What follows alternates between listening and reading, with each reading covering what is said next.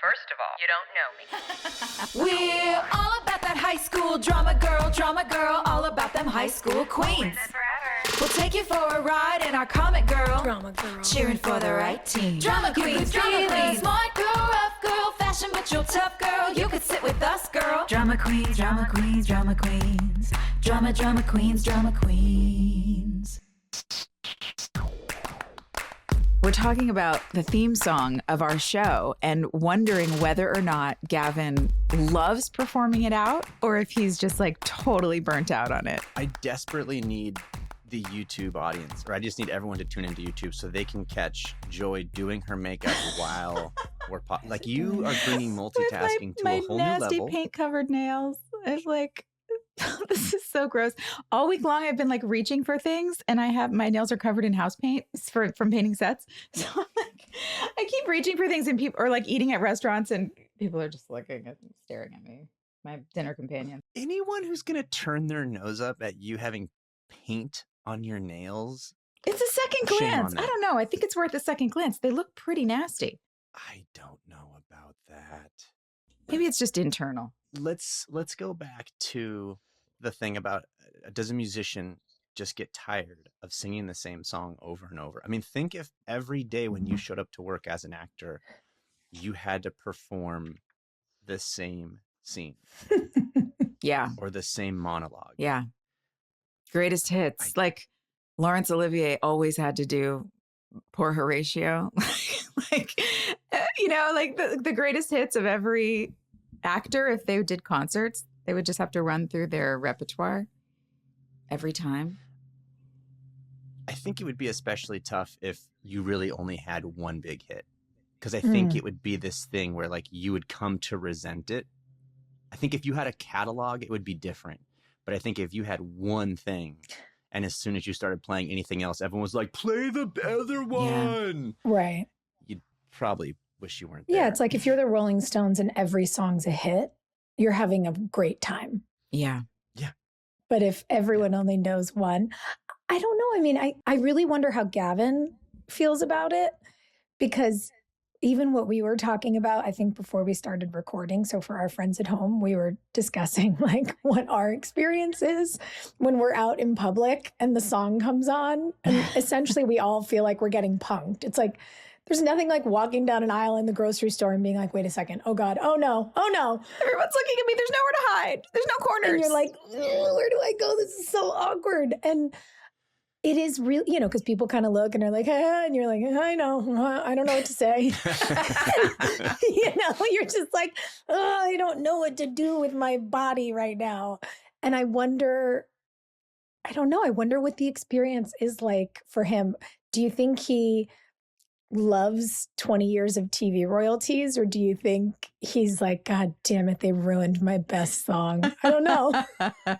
I'm going to text him right now. This is a voice text for Gavin. Okay.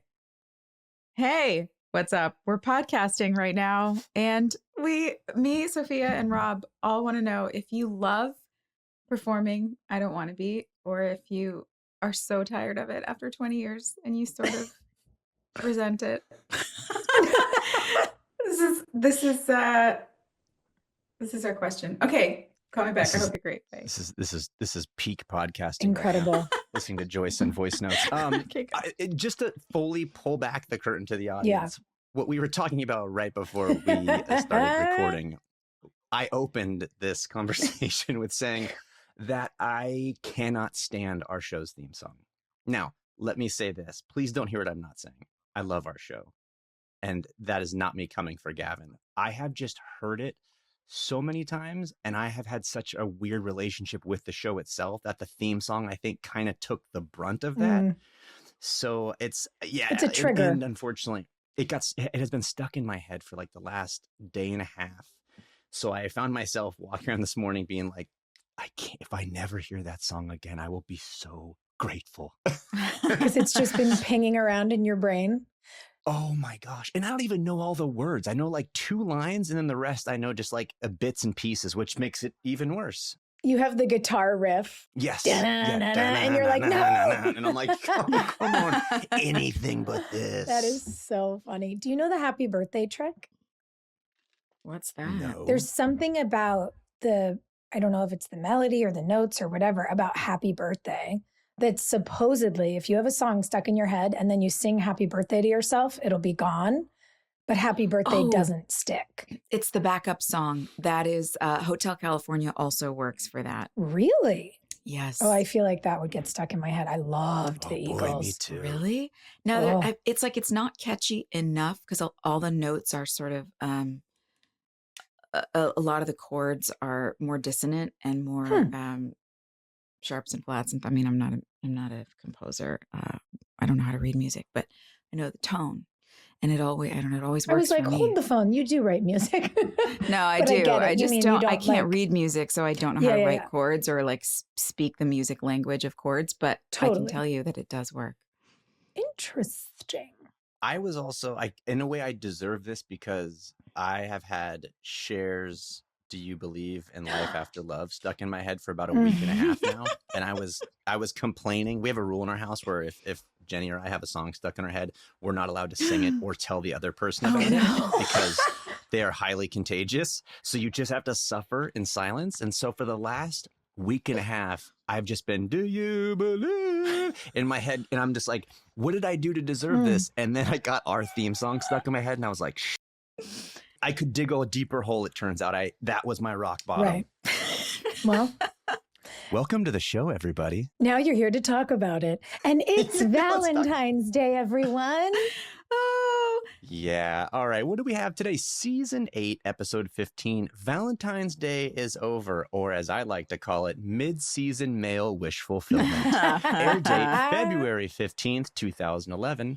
Synopsis: sex games, secrets, and shoelaces all come into play as the couples of Tree Hill celebrate Valentine's Day. Directed by Paul Johansson. He did such a great job with this episode. I knew the second that I saw the Nathan and Haley bathroom scene of us brushing our teeth and like talking and all the choreography of that, I knew that Paul had directed this episode because I had forgotten about that. But that scene, we worked really hard on that because it was just one shot. So we had extra rehearsal time.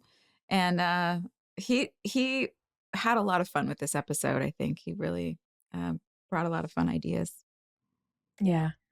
It was very sweet. And the shooting over you two, but getting your coverage in the mirror and the choreography of longtime married couple swapping mouthwash and talking about, is it a blackhead? Is it a rash? I was like, oh my God.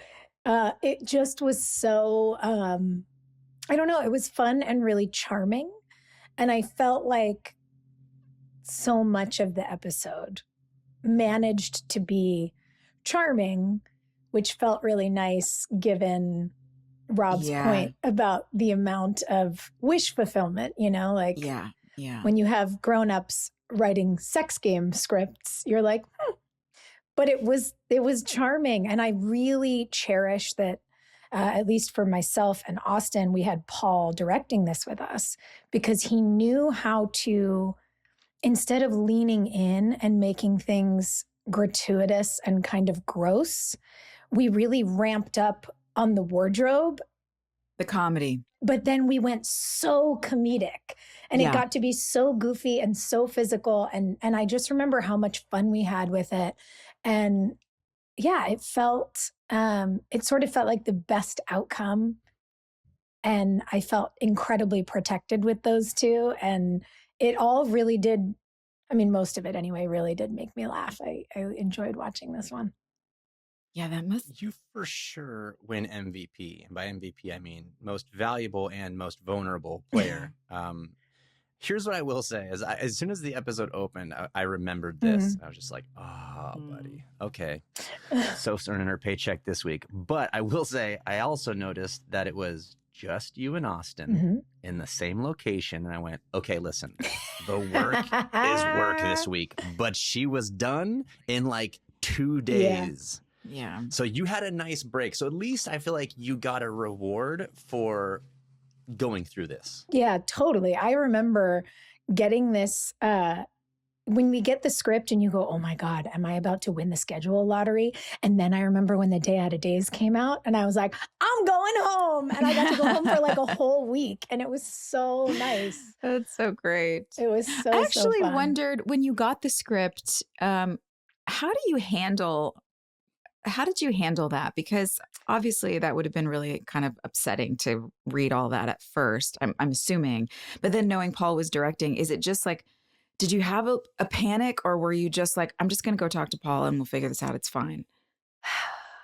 I don't totally remember, to be honest. Mhm. What I remember, I always felt better when Paul was directing, of course. I remember honestly being like, oh, cool. Rob and Chantel get to watch City in Color in their clothes, and I have to do this. And I was like, also because I was bummed because I knew I was going to go home with my, 5 days off. And so I couldn't like sneak to set and hang for the show. But yeah, I know that I was not excited. I know that I was, what's the word I'm looking for?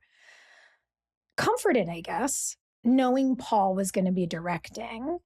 And what I love about Paul, when he does this and he like gives you the look and he kind of has his little closed mouth laugh where he goes, That's right. I remember going to find him and he goes, did you read it?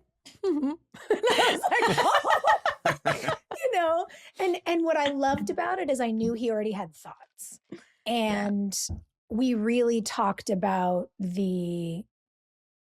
our great favorite comedic women. And he was like, we'll figure out all your moments.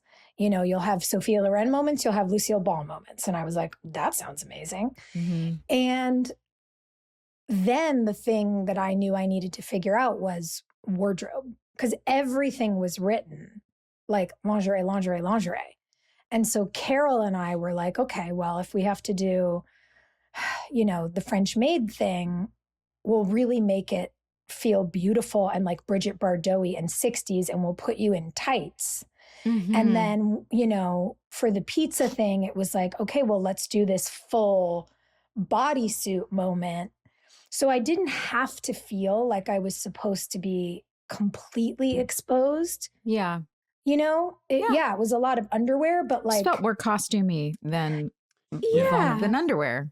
Yeah, it felt more costumey, and I didn't have to prance around with like my ass cheeks out. I was essentially wearing like a red one-piece bathing suit and then like had a robe off and then right back on. And the robe served for comedy. And so much of it actually was so funny. Even the French maid costume, we like tripled up the little petticoats. Mm-hmm. So when Austin spun me around, it did like a full twirl. And like that stuff felt really fun. And I think those things are cool when you have a team that's going to support you to make you as comfortable as possible. Because our boss made so many of us, all of us uncomfortable in our own ways and in our own moments. And so knowing what was written on the page and then knowing what we got to do, I was like, Paul's a G, Carol's a G. Yeah. Our team is great. It actually served a great purpose too, because once the audience gets the information mentally, oh, this is not going to be a tea and ass show for me, they could just focus on you guys and your performances. And that's really what shone through. Shined? Was shining? I don't know. That's what was shining through was the two of you, because you had so much fun with it. And it wasn't just the same thing over and over again. You really got to experiment and play. And yeah, it was great. It was really fun. Yeah, we did. It was really fun. Sometimes the beauty pageant hijacks a scene, right? And in this case, and I should say like the skin show, not just like the beauty pageant, but like, so it never happened though with you guys. It was like you were wearing something beautiful, but the comedy and the story was still the focal point. For example, a scene where that wasn't successful was the opener when you're in the kitchen and Austin walks out with his pants so low. I know standards and practices was like, oh my God. To the point that I called Jenny into the room and I was like, excuse me, have you ever seen a lower pair of pants in your life? Why did they put him in those? And she was like, excuse me, yeah, you, every time you've been shirtless on camera. And I was like, oh, my bad. But it was just like, for example, so that when that happened, like I stopped hearing dialogue and was just like, my Lord, okay, did I just get pregnant? What happened? And that never happened with any of the sex game stuff. But in that opening scene, I was like, this is what it's become. All I'm doing is just staring at Austin's bare torso. Yeah. Yeah, he was a good sport. He was really he was doing an ab show for everybody for much of the episode.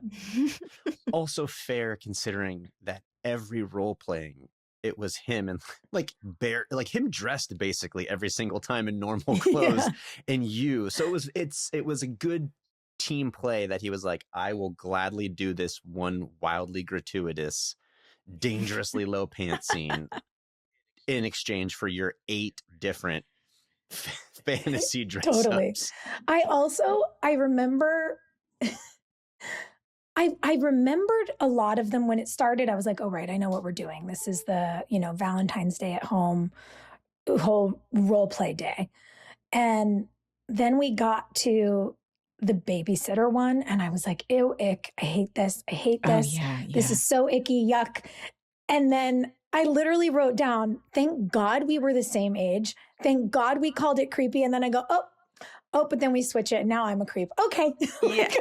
I was like, this is the one that I was like, maybe we could have thrown in the towel on that and been like, never mind, and left it there instead of putting him in the schoolboy position. But whatever. He looked cute in his Letterman jacket. I moved on.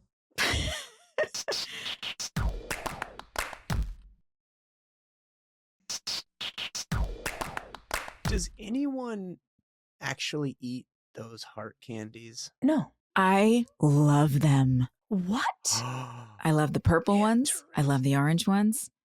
Sometimes I like the pink ones. They're a little Pepto-Bismol-y, but I like them. Yeah. So they actually have different flavors. Oh, yeah. They're not just different colors. Oh, I love them. This Learn is something new every day. interesting. You guys don't eat those? Absolutely not. It's the same reason I don't eat the packing peanuts when I open a box. There you go. I was going to say they're chalky, but Rob really illustrated the point. I'm shocked, Joy. You know what? That also makes sense, though, because in the scene, Haley reaches across and takes a handful and slugs about half of it in one go. So that was a Joy choice that just happened to work for Haley being pregnant. Yeah. I was so excited about eating those. You have to be careful when you eat. Ho-hos I do not like. And so that was definitely something we had to have a little spit bucket on the side for me. Okay, let's talk about that because I have a question. So let's just jump to that end scene real quick. You and James are laying in a bed. You take a bite of the ho-ho. I was very aware of this because I was waiting for where's the cut for the spit take or the spit bucket. But you take a bite, you chew, you talk, and then you start kissing. So my question is, if there was a spit bucket, how did that work? I don't know. I mean, they shoot from different angles. I don't think that was the only shot. Go back and watch it, sister. They live in that shot from the bite, the chew, the talk, and the kiss. Wow. You were given a kiss with some ho-ho in your mouth. Oh, that's weird. I was. Maybe you took a teeny tiny bite. Maybe I just am remembering a spit bucket and there wasn't one. But I don't like ho-hos, so I don't know. Sorry if I'm speaking out of turn. I thought there was one, but maybe not. Maybe I just had to stomach it. Maybe we only shot it like twice because I don't like ho-hos. Yeah. Nah. Well, by the way, it wouldn't surprise me if Paul was like, I think I might want this in one shot. Can you do a take without the spit bucket? And you were like, it would have been there for after because he ended the episode by slowing the kiss down and then went to black. So that would have been what it was, that I would have spit it out after he said cut. Sexy. Yes, it was more just the logistics of having a chewed up ho-ho in your mouth while you kissed James and then cut and then I kept my lips closed, I mean. Yeah. Yep. Listen, you go all in on your craft, okay? That's what I love. It. You're brave, you're fearless, you eat the ho-ho, you chew it up, and then you open mouth kiss. God, gross. Can you imagine? Not everyone would do it. How about Haley in her house in Louboutins, or that's the implication anyway with the painted bottom of the shoe. She's in high heels climbing on ladders. I wrote this down. And talking about how everything is swollen, including her, like she's so uncomfortable, but she's in stilettos. Yeah, that was weird. That was a weird situation. I wonder why. And on the step stool and like running around the house, it's so interesting to me that they always wanted us in such high heels. Yeah, I don't know. It felt for a moment like I was watching a cautionary tale. Yes. Like a pregnant woman on a stepladder in high heels. Mhm. Like, what are we, how many hats on a hat do we need? Yeah. Well, they did it to you in this episode, and then they do it to me at the end of the season. Exactly that. Oh, yeah. Yeah. And I remember when it was my turn being like, who would do this? And I was And actually why? pregnant, Yes. climbing on these step stools in high heels. Again, fearless Joy, what you do for your art. Maybe it was all those little sweethearts. You got hopped up on sugar That's what it was. and you felt like a superhero. Give me the high heels. I did love the sort of opening juxtaposition of the three couples. I guess four couples, but I noticed it specifically the transition from Clay and Quinn having hot shower, whoopee, to then going to Haley and Nathan brushing teeth. What's this spot on my back? Gargling. I love you. Love you too. Pat on the back. It's like, that's perfect. It was very that's funny. a great depiction. Yeah, I loved it. And it was, the line was Valentine's Day is hot. And then they cut to Nathan with the nose clippers in his nose. Yeah, That was trimming his perfect. nose hairs. I enjoyed watching Julian attempt accents Yeah. for the different characters. Like he definitely put one on for Thor. Yep. And then for the next one, the French maid one, it seemed like he was just kind of dipping his toe in the accent pool here and there. Yeah. which was so perfectly Julian. It felt very right, you know, that he wouldn't have like an accent down. He would just Totally. sort of be like, I'm going to give it a shot. I'm game Yeah, for this. because, you know, he's a director. He's not an actor. I liked his, you know, Yeah. Jersey Boys adjacent vibe as the handyman. It Mhm. was very cute. And then, my God, when he walks in the suit and the glasses, I was like, he looks like Clark Kent. Oh, totally. Like, why did Austin never audition for Superman? Maybe he did. Maybe. Maybe they saw this episode and they thought just it's too much sex. Too much. It's too much Just, sex. yeah. Sex Pylon. Do you remember that name? What? I told you I worked with a director who did an episode of our show, and I guess it was one of the ones introducing Austin's character. And he was like, yeah, it was when he was the new sex pylon on the show. And I was like, I have never heard a funnier nickname. Sex pylon. Sex pylon. Incredible. Listen, when you come in wearing pants that low, You've earned the it. shoe fits. You've earned it. Yeah. Listen, Oh yeah. I loved the Haley finding this necklace, which yeah. bless it, it looks like it was purchased at a drugstore. And she opens it and she's like, oh, and then Quinn goes, oh, I wanted that. And I was like, Neither of you wanted that. no, you liars. You actually have good taste. You dress well on this show. No one wants a giant heart necklace unless it's coming from like Jamie. Yeah, Then sure. wonderful. But come on, gang. Could we not find a little smaller, prettier? Just a little necklace? something. It just really needed to read on camera, but the full palm size was too big. This tells me, Rob, that you are probably an excellent Valentine's Day gift giver, no? Ooh, I like where this is going. Right? Well, Ooh, the answer is yes. Look how proud he is. no, it's yes and no, right?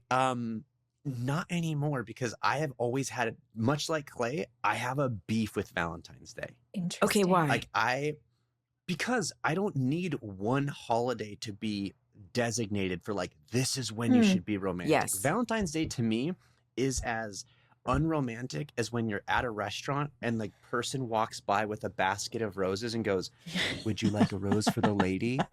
It's like there has never been a lazier expression of romance than when a guy goes, yeah, here's a 10 spot. Here you go. No. It's very weird. So the same thing. It just feels contrived. And so no, like we don't even like really acknowledge it anymore. But when I was dating, yeah, then I would put on a show. But I Yeah. always resented the fact that I felt like, It's pressure. It's like there's Yeah. some sort of arbitrary pressure created by everything around you. And you're like, why does this exist? There's no reason for it. Well, it's literally the death gargle of late stage capitalism. They're like, hey, Please put that on a t-shirt. as if we didn't get you to spend enough money just before New Year's. Now you need a whole other holiday, and it's about jewelry. Like, come on. Death. I'm writing this down. Death gargle. It's the death gargle. Late stage. Isn't it the death rattle? It is a rattle. Thank you, Rob. Death rattle. It's a death Joy. rattle is what it actually is. That's an actual sound the body makes. I know the phrase, but like the gargle is just It's just what came out. It's so brilliant. See, sometimes my dyslexia is cute. I'm like, what's the word? Close enough. I agree, though, because to me, it's like, hopefully in the other 364 days, I do a good job of letting you know how I feel about it and all of that. And so if I suddenly need one day to then like do what I've already been told to, it's just, no. Yeah, it's immediate. It's like somebody telling you to sit down when you were about to sit down anyway. You're like, ugh.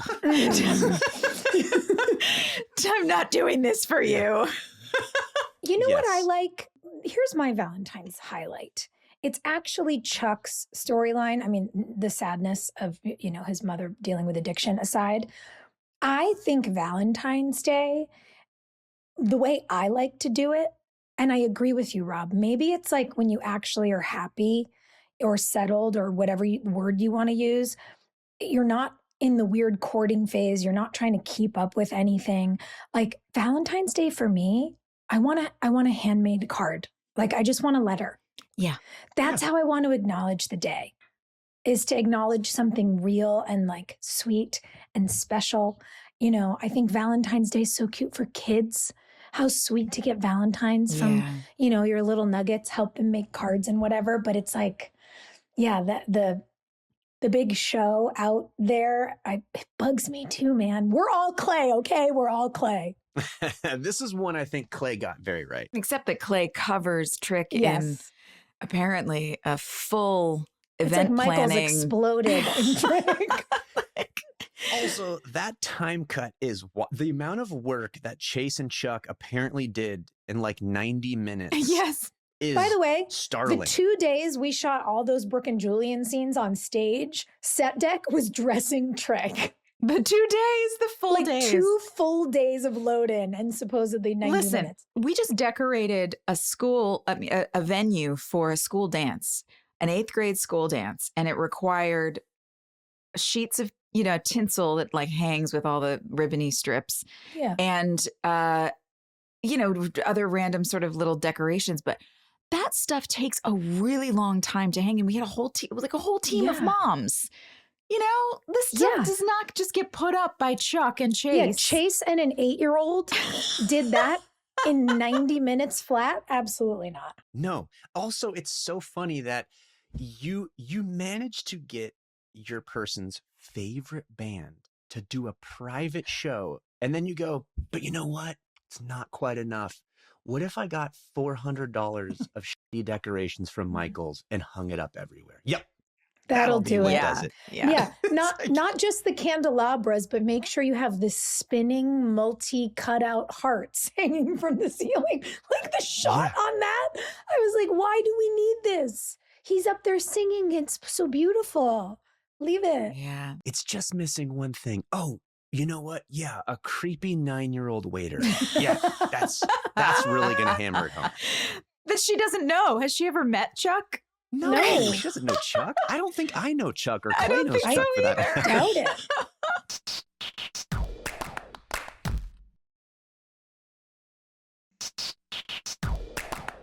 it. Here's my question. What is the what's the Scrooge character for Valentine's Day? Is there one? It's us. What's it called? Like Scrooge hates Christmas, bah humbug. Mm-hmm. What's the Scrooge of I see through you Valentine's Day? I don't know, but that's a great idea for him. We got to come up with It something. actually is. Add this to our list, Great. guys. Add this to our Writing list it of side down. projects. She's literally writing it down, I guys. am. Well, I'm typing it. I remember City and Color performing for us. And that was special. That was one of those memories that I didn't know who they were or who he was prior. And Chantel did. And I remember her saying, like, dude, this is a big deal. He's so good. And then sitting there and being like, this is fantastic. It's really major. Our show did that so well. Good. Like, we would have these moments where you could just tell. I mean, they set it up so well with the cameras and the stages. And you could just tell somebody is such a star. They just step up there with their instrument and start singing, and everything else falls away. All the ridiculousness, all the other things that we joke about and, make fun of lovingly about our show falls away. And you're watching a very real talent do what they do. It's wonderful. And even though he had no lines, there was a wonderful moment that grounded the whole thing, where in between songs, I think, there's a moment of Clay and Quinn kissing, and then the camera kind of pans up and you see him just standing there. Because the truth is, that would be so awkward performing for two people. And I'm so glad that we took a moment to acknowledge that is a very weird dynamic. And he kind of gives that look like, I guess I'll keep singing now. It was very funny, especially because he has no band.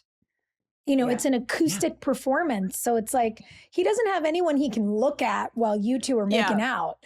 He's just kind of like, so do I go or more of this? I love that Paul noticed and put that in, because it easily could have just been skipped over. But he was like, no, you're in the scene. How would you be reacting? Thank you. Thank you for being an actor and knowing what's going on in the scene. I will say, I agree with you. So the heart of this episode was Chuck and Chase. Yeah. Yes. Their stuff was great. And Mouth and Millie. Oh, I mean, both those storylines were like real highlights for me. They were so fun to watch. Yeah. Yeah. Give me all the Lisa Gold. She's just so lovable and likable and fun to watch. And her and Lee are so great together. But the Chuck and Chase of it, I really liked, because I thought Michael did such a wonderful job with how he played the disappointment about his dad. Yeah. Like when he has that line when I think Chase says, like, when was the last time you saw your dad? He says, he kind of throws it away, like 2 years, not that long. I was like, oh, he didn't lean into it, and then the fact that he circles back at the very end of the day in Chase's car and goes, 2 years is a long time, huh? And it's like, he knows.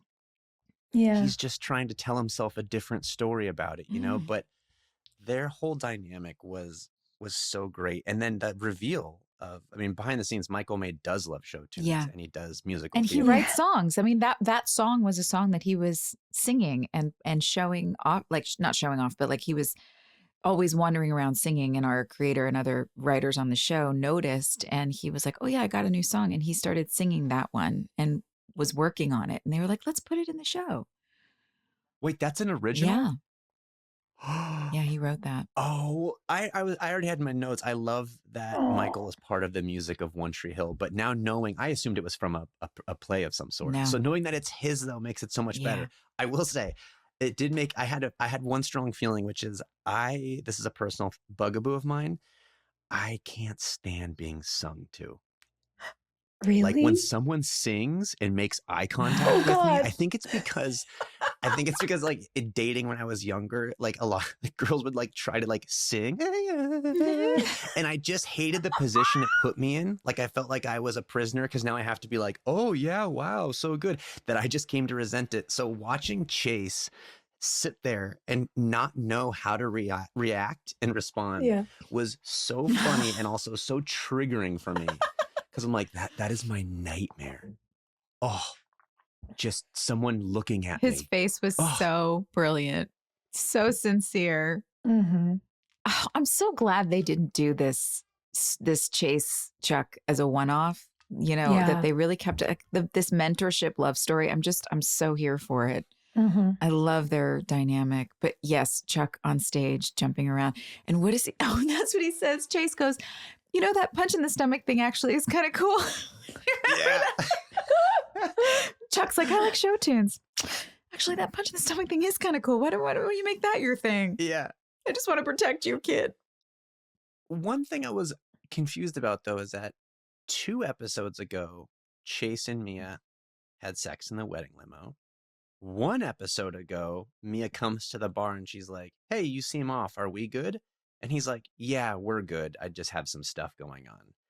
Then this episode is Valentine's Day and there's not a mention of her. Well, but he says to her, and it bumped for me too.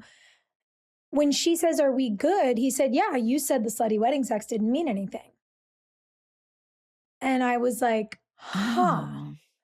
No. He said to her, no, we said that wedding sex didn't mean anything. And then she goes, no, you said that. And I just went with it. Oh, I didn't take detailed enough notes. Yeah, it's funny because I scrolled down on today's and I'm like, no, I see it. And I'm like, oh, actually, you're very right. I wonder what that is, because we're not getting any explanation. Like, it could have been one line if Chuck just asked him. That's exactly it. Yeah. Like I'm okay that all we saw was Chase and Chuck, because it's an awesome storyline for both of these guys, and it's so cool to see them do different things than they usually do. Yeah. It was just odd that, like you said, Joy, it's one line. Yeah. And you can address it and move on. So I thought that was strange. Yeah, it is really weird, especially if Chase is circling back to the sort of headspace he was in when Julian shows the girls the video at Thanksgiving, and he's like, I'm just going to focus on me. You know, I need to figure out my own life, whatever. Why not talk about it? Why not actually show the audience that is continuing to run for him? Mm-hmm. It's weird. Feels like a ball drop. Yeah, and if we're trying to make him likable, it's just like, that's not a cool thing to do then, to be like, I don't want it, let's have sex. I don't want it. It's like, there was one more thing I wanted to address about the reveal of the whole surprise Clay setup, right? So he somehow gets her favorite band. He gets Trick all to himself. He has Michaels explode all over the bar. Obviously, a lot of time and work went into this. They walk up to the table and he doesn't pull out Quinn's chair. Why didn't you do that? Buddy, I don't know. Like as me, who like I'm big on chivalry and manners, like I don't, and then also just if you're gonna track what the character's doing, what? I don't know how both me and Clay dropped the ball so hard, but I was shocked that we walk up to the table. I don't even make an effort. I immediately go for mine, and 9-year-old waiter Michael May pulls out Quinn's chair. Oh, that's why. Because they had you guys had set it up that Michael was going to pull out the chair. That as like an intro. That has to be it. But I don't even do the empty gesture of pretending to reach for it. It really bothered me, man. Maybe you were spaced out for a minute when you guys were walking up, like, how it goes. You're chit-chatting about something right before they say action, and then you just walk into it and kind of, I think that happens to all of us. I also wonder if, as a director, I would imagine Paul said, I want Michael May to pull the chair out for Chantel. So I wonder if by the third time you did it, and that was actually the best tracking shot to get you guys to the table, you weren't even gesturing for it anymore. Also, to Joey's point, I do have a very specific memory of trying my hardest to distract and break Steven while he was talking to the two of us. So you were right. I was probably focusing all of my energy on how I could make Steven laugh and distract him, or make Chantel laugh, than I was actually the scene. Which is on brand. Yeah, that sounds about right. That sounds about right. I love it. You know what I thought was very sweet too in their storyline, and you brought up part of it, the conversation they have in the car, when Chase drives Chuck home and they have that beat and he acknowledges that 2 years is a long time. You start to kind of see underneath. I like that when he starts to, be kind of a little again, there's just a pause and then he self-corrects and says, thank you. So great. Yeah. And you're already starting to see just a little bit of a positive presence have an influence on a kid. I thought it was such a nice reminder, and it was nice to have that acknowledgement, even though it was wordless, between Chuck's mom and Chase. Because it's a pretty big reveal, right? you assume he's been working all day, and then you realize he's been checking on Chuck's mom. Yeah, that was a big one. It's a big whoa for the audience. And to sort of see how that registered for her, I don't know. I thought the whole bit of it, despite it not actually being in terms of the verbiage, really long or really wordy scenes, I thought the impact was really excellently driven home. Yeah, and it was a great way of getting a new insight into Chase's character. Yes. Because the amount of class and grace that he had for her, Yeah. like when she even tried to blame it on him and she was like, you think you're better than me? I was like, there's a version in which he says, yeah, this version of you, way better, But he never once shamed her. The look he gave her at the end wasn't like, yeah. He was sweet about the whole thing. The one thing I kind of bumped on though is that when Chuck says 2 years is a long time, I wanted Chase to say yes. I wanted Chase to kind of validate, as opposed, I see what he's doing. He's trying to be like, nah, buddy, it's not that bad. But I also wanted him to go, yeah, you're right. Because what did he say? What Chuck is saying in that moment. Did he say anything? He said no. Oh, really? He goes, he did no, say that's no. fine. Oh. Yeah. No, he says 2 years is a long time, huh? And Chase says, it's not that long.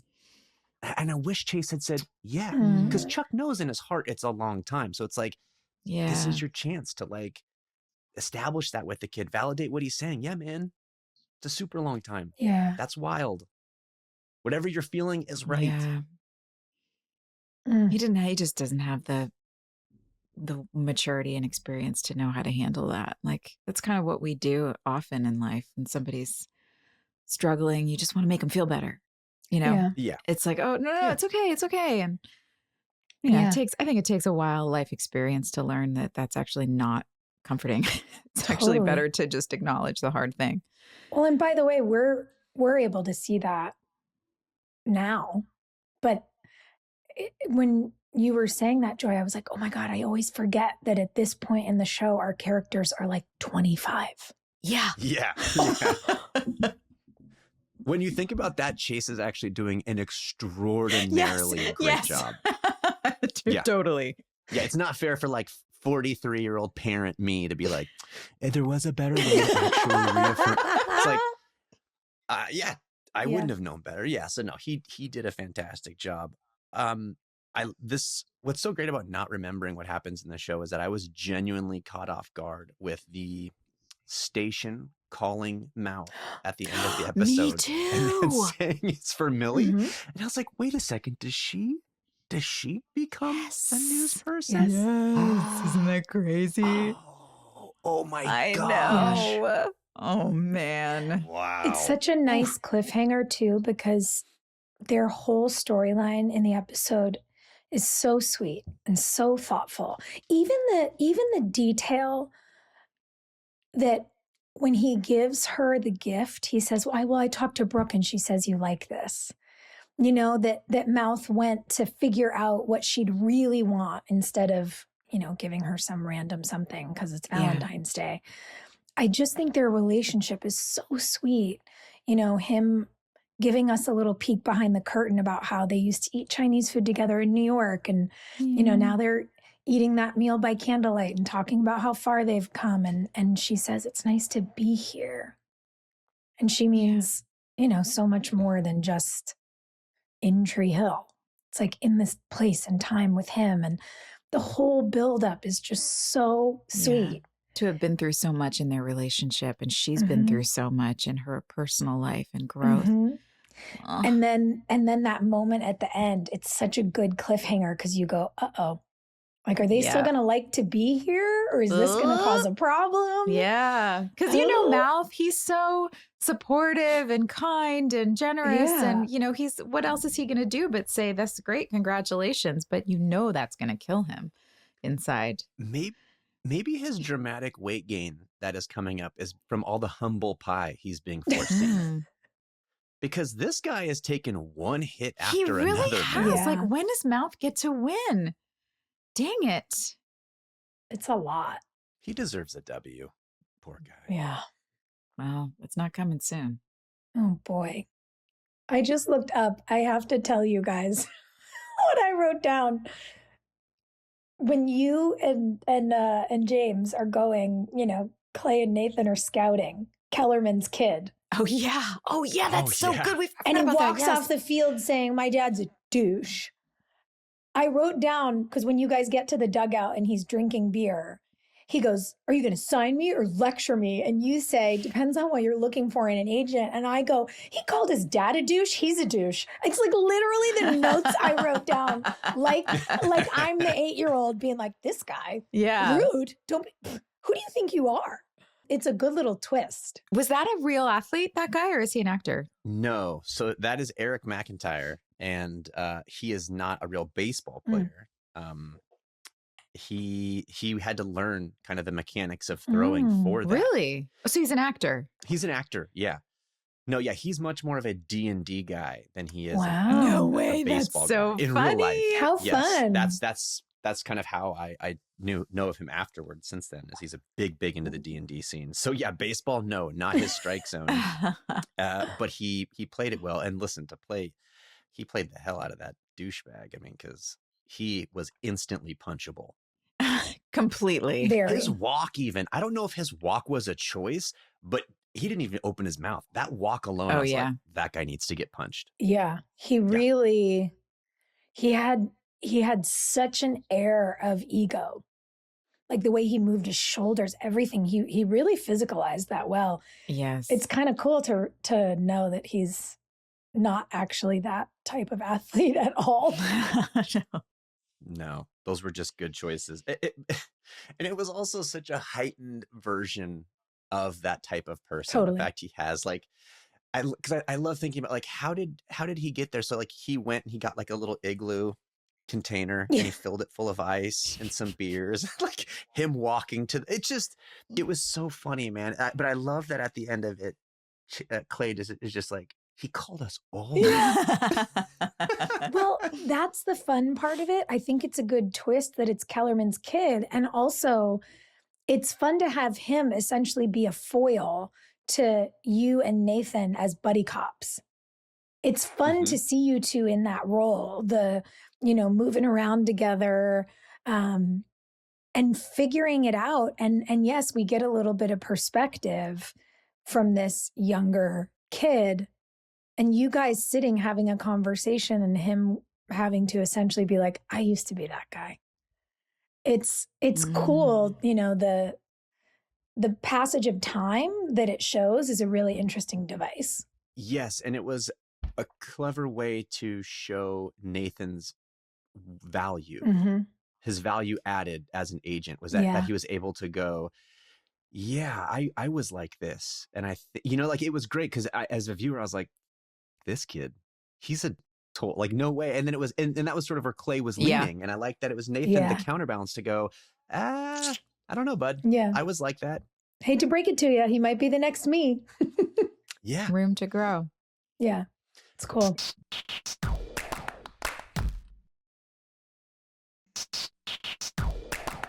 Honorable mentions. Oh, by the way, the pizza box fight between Austin and the pizza guy at the door. That was great. It was so good.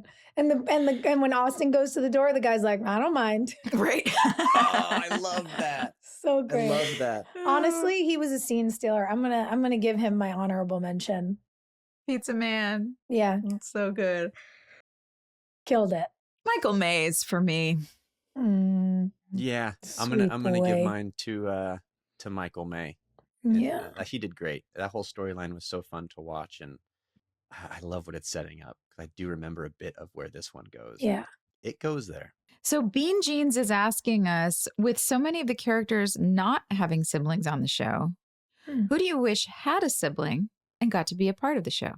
And would that sibling have a love interest in the friend group? Ooh. Whoa. I really wish Dan had a sibling. I think that would have been good for the show. Well, he did. But It he was did. Keith. I'm joking. Oh. I was like, "Rob, have you not?" Oh boy. You guys. Listen, I know there's a The lot you biggest didn't sibling watch. arc in the entire show. It's true. Well, it's interesting because Dan had a sibling. Obviously, you've got Nathan and Lucas. Haley's one of a bunch. I don't think Brooke or Peyton could have had siblings because they became each other's siblings because they were lonely onlys. Yeah. But maybe if Haley had a brother, that would have been nice because we only ever saw sisters. I mean, who else could have? I would have liked to see Clay have a sibling. Yeah. That would have been fun. Because it would have been nice to see a baseline, because Clay has endured like immense trauma, that especially we're going to find out how deep it goes. So it would have been interesting to see what that gene pool looks like without, like what that person looks like without going through that. Yeah, it's always unsettling when you meet a character and then when you watch a show for this long and you never meet their parents, you never know anything about the life before. It makes it harder for you to see them as a fully realized person. Like you do so much to embody Clay, and then there's still all this empty backstory that we don't know other than what you tell us. Yeah. I actually agree with you. I really would have loved to see a parent or a sibling or just someone to give us a little more context. Well, and I think especially knowing where things go with you and how extreme that storyline felt and what you had to commit to, I think it would have probably been really special and grounding if we'd gotten to see that. Like, I would have actually loved it if Clay had a sister. Yeah. Who could have said, who was like taking care of the kid. Yeah. And also who could have been like a great friend to Quinn's character to be like, listen, I know it feels crazy. This is my experience. This is, yeah. I think you could have, that would have been nice for you. Yeah. There would have been room for like a cool sis, just who's like kind of sage, bouncing around, getting to know everybody, just being like, hey, you're acting a fool. And hey, like, stop dating two girls at the same time, dude. And hey, like, don't worry about your girlfriend getting this job. Something great's coming your way. And, like bouncing around. Wouldn't it have been wild if Clay had a sister and then you realized a season in, she was a ghost too, because she had also died? Oh my God. It's the Lion, the Witch, and the Wardrobe. The whole town is actually just dead. And it's the Truman Show, but all ghosts. Yes. Here's my question. Incredible. What do you think? So Bean Jeans, I think I'm correctly assuming, is a nickname. What does it come from? What is this listener's real name? Yeah, Bean Jeans. Oh, jeans. Okay, it's Genes, not jeans like blue jeans, because bean blue jeans actually sounds like really terrible. Like you just ate a really bad bowl of Indian food and it did not turn out well for you. Oh God, but no. Bean jeans, but with the GE. Oh, so maybe it's like a Boston thing. Maybe this person is, genetics. Their family's from Boston. Like Bean Boston jeans? baked beans? Is that why is that? No, Beantown. Okay. Could be. I don't know. Could be petite. Could be a petite like little person. Okay. Or it's just some type of legume that has become sentient and figured out how to use a computer. Perhaps. We like your commitment. Yeah. We like your commitment to the bit. Thank you. Indeed. Should we spin a wheel? Let's do it.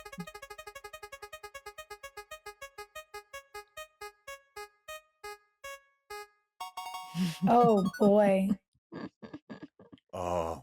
Who is most likely to accidentally go viral for something embarrassing? Chantel. She's a strong candidate. No. You think? She's so regal. She is, but she's also clumsy and goofy. I just could totally 100%. I could totally see that. Yeah. Amazing. Yeah. Amazing. I think I'm a strong front runner for that as well. I was going to say you, Rob, and I mean that as a compliment. Yeah. Well, listen, it's because you commit to the bit. Yeah, there's a I don't know why. There's a video of all of us. We're at some event. It's not a con, but we're like all there is a cast. It was that thing where they had Jackson. He came out in his Green Man suit and danced on stage for like 4 minutes straight, and then like we all came out and we sat on two couches. What? And then for some reason we're talking to an audience, it's like in an auditorium or something. for some reason. Oh yeah. What was you guys that? coached me to like, not, let's be honest, you probably just mentioned dancing and we're like, Rob does stupid dancing. And I stand up and I dance and like I drop it like it's hot. And I don't know why, but that video still lives to this day. So oh my God. It was at a theater in Wilmington. It was some kind of panel about like this was Wasn't the 100th episode, maybe? 100th I wasn't there for. Oh, The that's finale? right. It would have been the finale, I guess. I think it must have been the finale. Yeah. Some kind of panel. I do remember that though. That's funny that video is still alive. Thanks, internet. Oh, every poor fashion choice and silly little thing we've ever done is somewhere immortalized. It's so sad. Well, next episode, season 8, episode 16. I think I'm gonna like it here. That's from Annie, and also the name of our next episode. Interesting. So stay tuned, folks. Bye. Hey, thanks for listening. Don't forget to leave us a review. You can also follow us on Instagram at Drama Queens OTH. Or email us at dramaqueens@iheartradio.com. See you next time. We're all about that high school drama girl, all about them high school queens. We'll take you for a ride in our comic girl, cheering for the right team. Drama queens, smart girl, rough girl, fashion but you're tough girl. You could sit with us, girl. Drama queens.